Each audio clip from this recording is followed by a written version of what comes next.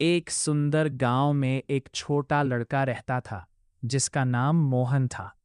वह अपनी बूढ़ी माँ के साथ एक छोटी सी झोपड़ी में रहता था और बहुत गरीब था, लेकिन दिल का बहुत अच्छा था।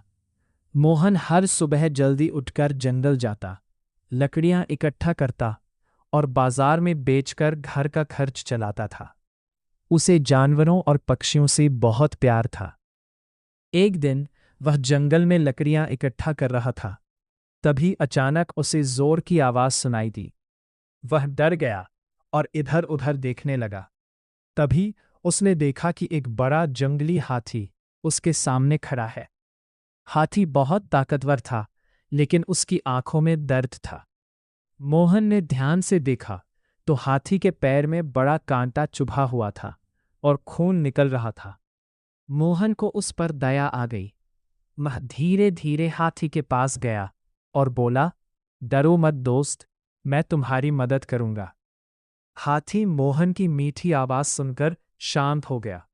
मोहन ने सावधानी से कांटा निकाला और पास के तालाब से पानी लाकर हाथी के घाव को साफ किया। थोड़ी देर में हाथी को आराम मिल गया।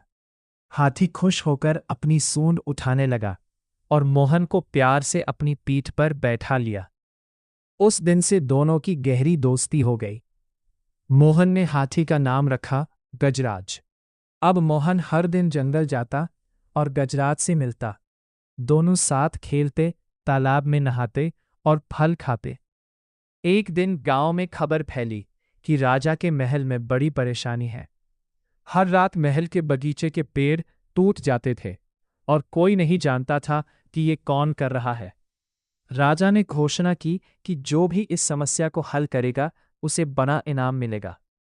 मोहन ने सोचा कि वह राजा की मदद करेगा।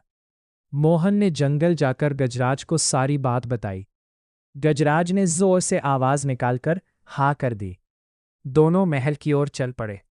जब वे महल पहुंचे तो पहरेदार हाथी को देखकर डर गए, लेकिन मोहन ने कहा कि ये उसका दोस्त है और वे राजा की मदद करने आए हैं। राजा ने उन्हें बुलाया और पूछा कि वे कैसे मदद करेंगे।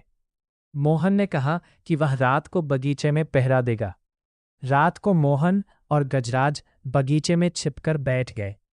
आधी रात को कुछ जंगली जानवर बगीचे में घुस आए और पेड़ तोड़ने लगे। मोहन ने गजराज से कहा, अब समय आ गया है। गजराज ने जोर से चिंगाड़ मारी और जमीन पर पैर पटका।